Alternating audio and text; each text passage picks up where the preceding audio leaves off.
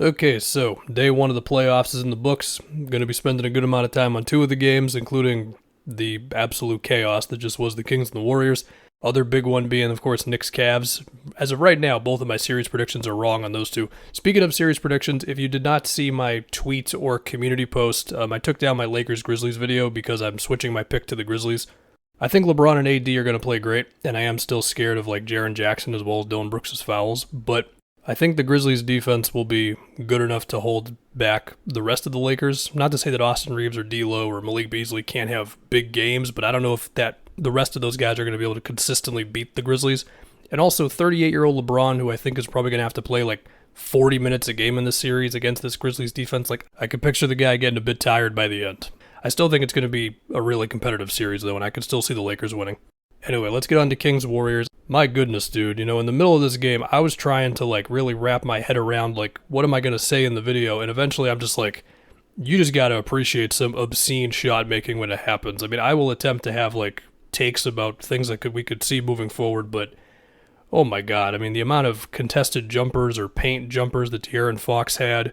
Similar thing with Malik Monk, whether it be him just taking like a pull-up three or even trying to take like DiVincenzo off the dribble, which was leading to fouls, or on the other end, I mean, Steph and Clay had two ridiculous top-of-the-key threes in what seemed like almost back-to-back plays. Steph one was off the dribble. Clay had one off the dribble as well as one that was off of a little off-ball action there. Clay had that one where he went baseline, swings it to Steph, and had like a Dirk-esque height on the arc, and it falls through for a corner three. You had Wiggins making at least one jumper against the Kings zone defense that they tried occasionally. You had Trey Lyles, who just had a random stretch of just like not being able to miss with one like trailing three. It was nuts. It was absolutely nuts. I think the only time where it seemed like the defense was prevailing was when Looney and Draymond were guarding Sabonis in the post, where they were able to just be kind of brick walls and force Sabonis into a tougher shot. And I mean, he'll make some of those as the series goes on, but those guys are really good post defenders, so they got the advantage on him there. And for what it's worth, I think it was interesting that for a lot of this game, Looney was playing pretty far back on Sabonis, which in one sense, it's like, well, it can lock up the paint, but if guys get free reign on those handoff actions, then, they're walking into something a little easier. So that's going to be a bit of a push and pull with the Warriors, how aggressive, not aggressive they want to have Looney on Sabonis and all that. I just remember Harrison Barnes making that three over, I think it was Kevon Looney, where it was like the play was just dead and he's like, I'm just going to go for it. And he makes that too.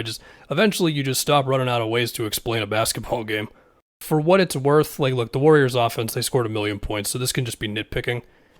They probably could have ran a few more Steph Draymond pick and rolls in the fourth quarter, as opposed to more just like free-flowing stuff.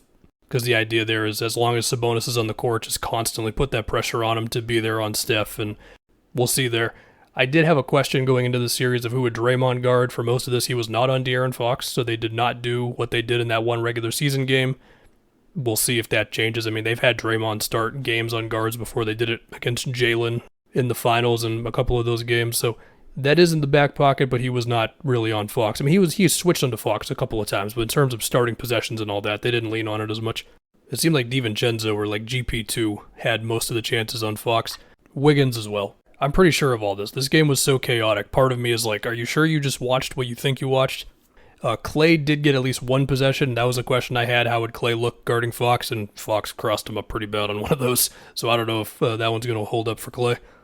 So yeah, I guess after this just pandemonium of Kings-Warriors game one, the question is between Sabonis versus Draymond and Looney in the post, the amount of Steph Draymond pick and rolls, and just somebody's going to have to miss a shot in this series, right?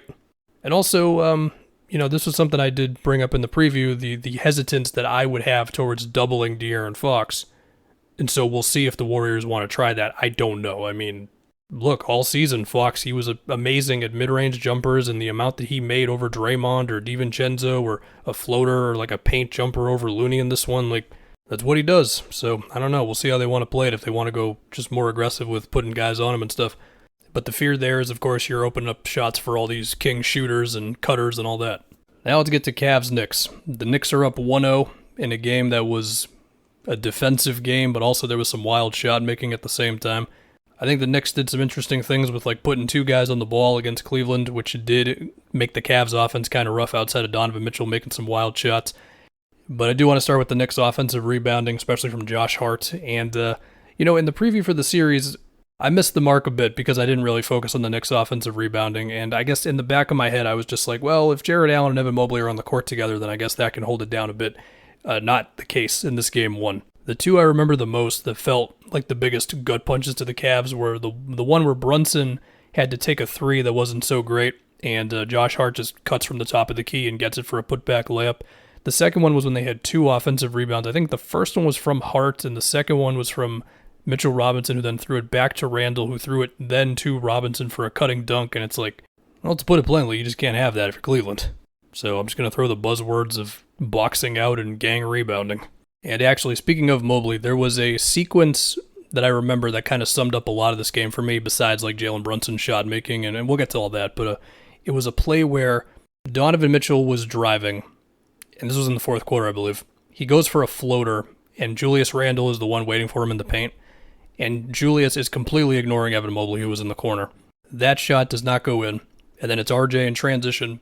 Now, he actually misses the transition layup. Josh Hart is there for the layup, as Josh Hart was just amazing in this game, man. I mean, the loudest one was that three he had over, I think it was Chetty, where the play just basically died. But there were two plays that I thought were huge. One was a kind of one-off play where he cut when the Cavs were loading up on Randall a little bit at the top of the key. That was like in like the first half where Josh Hart got a bucket out of that. And then the other one was an assist where I really loved this play from the Knicks in the fourth quarter, where it was RJ screening for Brunson, and that led to a kick to Josh Hart in the corner, who then drove off of the catch and then got it to Randall on the opposite wing for a three. Just the ability of the non-Brunson and Randall guys to keep the play moving and then create the next shot, It was still a dogfight, though. I mean, we're talking a 101-97 score. As far as Brunson specifically, I mean, he did have his signature turnarounds. I remember at least, one or two over Donovan Mitchell that were just turnarounds. You had one play where there was another guard or wing screening. I think it was Mitchell's guy, and Mitchell kind of hedged on Brunson, and then Brunson was able to get the angle, and they had Chetty on him, and then he got a floater.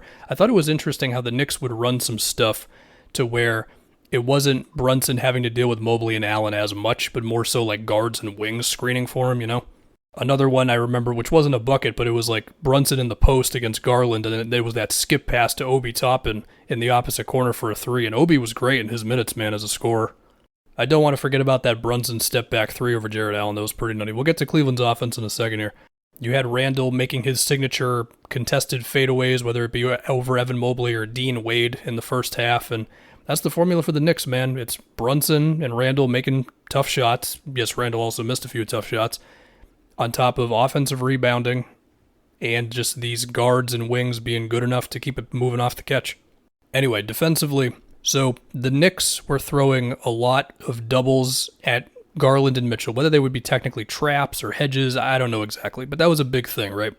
And I just think that they were able to turn enough plays into, instead of a Garland or Mitchell easy pull-up, which, they did get some of those, besides when Mitchell was just going crazy, they turned enough plays into a Coro having to take a three or a Coro taking it off the dribble. There were a lot of plays where Mobley was in the middle of the floor. And I mean, look, going into this thing, I was very high on Mobley's potential to make the Knicks pay for basically giving him the opportunity to make something happen in the middle of the floor. Well, I think that combined with the way the Knicks were packing the paint and daring Cleveland to, make threes, Mobley had a tough time. I mean, there were a number of plays there where he just missed a shot with Mitchell Robinson just kind of lingering around the basket, And so how do you adjust that? I mean, you might just say, hey, Mobley can handle that sort of thing. Maybe you change the location of the screen, you change how you're spaced out. There are options here. I mean, for one, I don't remember if there were a whole lot of empty corner pick and rolls for the Cavs. For all I know, there might have been a bunch, and my brain is just mush after watching the whole game, but those types of options could give you something else. But still, the Knicks, they're going to dare the hell out of Okoro and Dean Wade and Karis LeVert and all these wings to beat him, as well as Chetty, who I did think had one of the times they did beat the trap where it was Jared Allen who had it, and then he kicked it out to Chetty. As for the Mitchell Garland stuff, so when it was more single coverage, I thought it was a mixed bag where sometimes Josh Hart or Quentin Grimes or whoever fought like hell around the screen to where those guys couldn't just do whatever they wanted, and other times they could flow into not an easy pull-up. There was one Mitchell pull-up three that was Mitchell Robinson and Josh Hart on either side of him, where he had a little window when he made it, it was a tough shot, but also the window was still there. So that was a bit of a mixed bag, but it was good enough. And I would have to go look and see all of Garland's possessions as to why he just wasn't shooting a whole lot in the fourth quarter and the second half, really. But I do think just putting 2 on the ball definitely threw the Cavs offense out of rhythm a little bit. So, kudos to the Knicks, man. And again, very excited for just where this series is going from here. And if I didn't make it obvious, Donovan Mitchell, really, really good at basketball. So anyway, let's spend a couple seconds on Nets Sixers and Celtics Hawks. Celtics Hawks was a basketball game. I'm feeling good about my Celtics for this round 1 matchup. I don't think that's a hot take.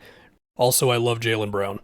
Nets Sixers, this could probably end up in a sweep. I mean, it's cool that the Nets can switch and double Embiid to where the Sixers have to at least be awake on offense, but Joel has grown enough as a passer, and Harden and the swing offense and all that. The Sixers will be fine. I actually think my biggest question with this, because again, I think the Sixers, they could probably sweep this series, just how good do they look defensively? Are they there on defense, or are they really trying to be great defensively, and whether that means putting Joel in a drop or having him higher up on screens. It's more so just a preview sort of thing for the next series for them, But for the Nets side of things, do want to say, Mikal Bridges at this point, he's just that dude, man. His confidence on the pull-up mid-range, the ball handling, all of it, man.